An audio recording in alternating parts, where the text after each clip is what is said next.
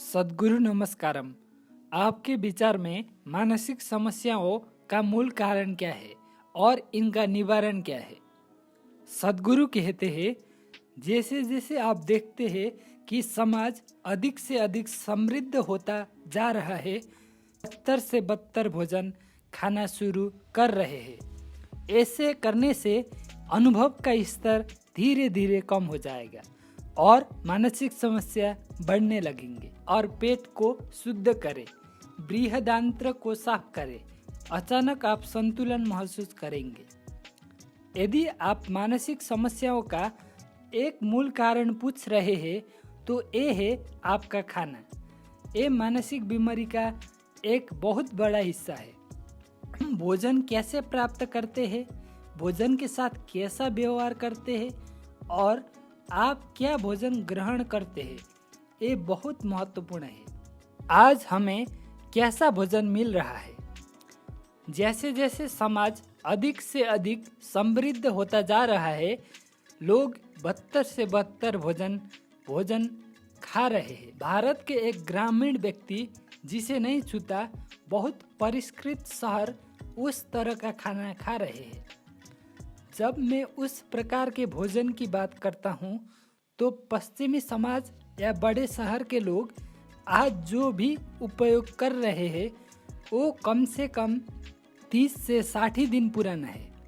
ये मानसिक समस्याओं का मूल कारण है, क्योंकि इस प्रकार का भोजन शरीर और मन को धीरे धीरे कमजोर कर देता है। यौगिक संस्कृति में यदि आप कुछ पकाते हैं तो आप अधिकतम 90 मिनट तक उस भोजन को खा सकते हैं।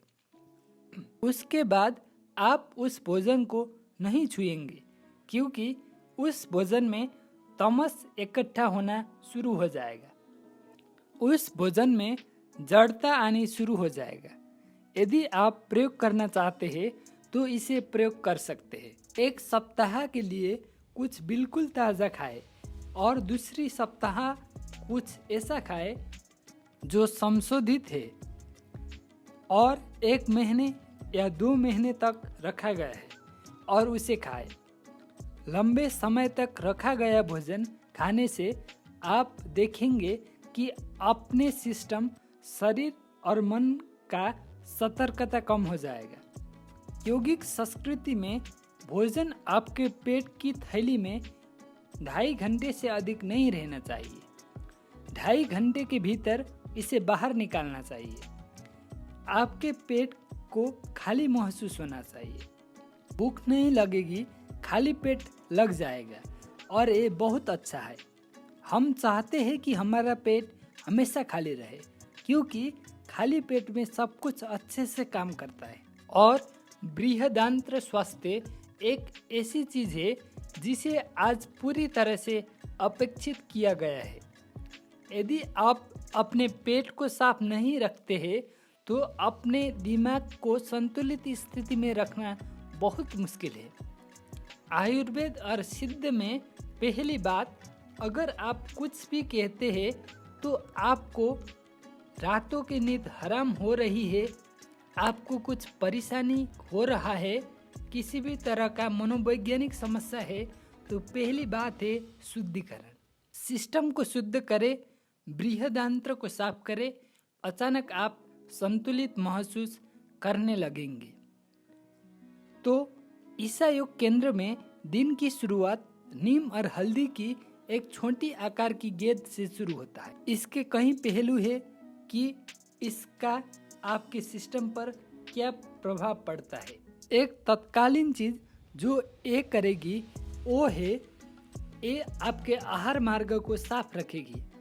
जब हम आहार नली कहते हैं तो ये एक ऐसा क्षेत्र है जहां आपके पास अन्य जीवन का अधिकतम मात्रा है।